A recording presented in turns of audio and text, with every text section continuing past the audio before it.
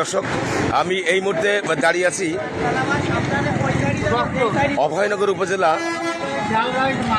পাশে নোয়াপাড়া ফায়ার সার্ভিসের ঠিক একটু সামনেই দেখতে পাচ্ছেন যে একটি ঢাকা মেট্রো টোয়া 163690 যে ট্র্যাকটি, এই ট্র্যাকটি দুর্ঘটনা ঘটেছে অর্থাৎ এই রাত্রে ভোর 4টার সময়। আপনারা দেখতে পাচ্ছেন, আমি আপনাদেরকে একটু দেখার চেষ্টা করছি দর্শক। এখানে যেটা এসে মানে জানা যায় যে ট্রাকের যে হেল্পার এবং ড্রাইভার দুইজনই গুরুতর আহত অবস্থা, তাদেরকে অভয়নগর উপজেলা স্বাস্থ্য কমপ্লেক্সে নিয়ে গেলে কর্তব্যরত চিকিৎসক তাদেরকে খুলনা মেডিকেল কলেজ হাসপাতালে প্রেরণ করেন। দর্শক, এখানে জনমুখে যারা বলছে তারা বলছে যে হেল্পার মারা গেছে, আমরা কিন্তু এখনও নিশ্চিত হতে পারি নাই দর্শক। তারপরও আমি দেখাচ্ছি এটা দর্শক, আমি একটু জানতে চাচ্ছি প্রত্যক্ষদর্শী যারা এখানে জানেন, ভাই আমি জানতে চাচ্ছি যে আপনি এত আপনার দোকান তো সামনেই, আপনি এখানে কি জানেন একটু যদি বলতেন। একটা ডালের গাড়ি ছিল, ডালের গাড়ি থাকা অবস্থায় এটা পিছন দিক থেকে এসে মেরে দিছে। এটা কয়টার দিকে? এটা হচ্ছে ফজরের 15 মিনিট আগে, ফজরের আজানের 15 মিনিট আগে।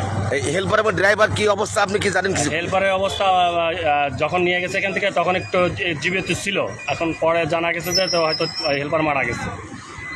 আপনি এই দুর্ঘটনা আপনি কি মনে করেন? এই যে দুর্ঘটনা ঘটছে, এই যে এখানে তো আসলে যে অবস্থা, দুর্ঘটনা তো এইভাবে করার কথা না। না, এখানে এই যে একটা স্কেল আছে না, স্কেলের জন্য এখানে গাড়ি টাড়ি এসে দাঁড়ায়, এখানে প্রায় সময় অ্যাক্সিডেন্ট হয়। কর্তৃপক্ষ এদিকে একটু নজর দিলে ভালো হয় আমরা মনে করি। দর্শক, উনি যেমনটি বলেছেন যে এই পিছনে কিছু একটা স্কেল আছে, যেটা আমাদেরকে আমি আরেকটু জানার চেষ্টা করছি। এখানে দেখতে পাচ্ছেন প্রিয়া চক্ষু হাসপাতালের সামনে কিন্তু এই ঘটনা ঘটছে, এবং এই যে ট্রাক এসেছে এবং আর এক আপনারা নেমে আসেন, আপনারা মিছিল নিচ্ছেন কেন? এদিকে আসেন, চলে আসেন। কার কথা নিচ্ছেন আপনারা? ট্রাকটা কার কথা নিচ্ছেন আপনারা এখানে? দর্শক, আমি আপনাদেরকে আর একটু দেখার চেষ্টা করছি।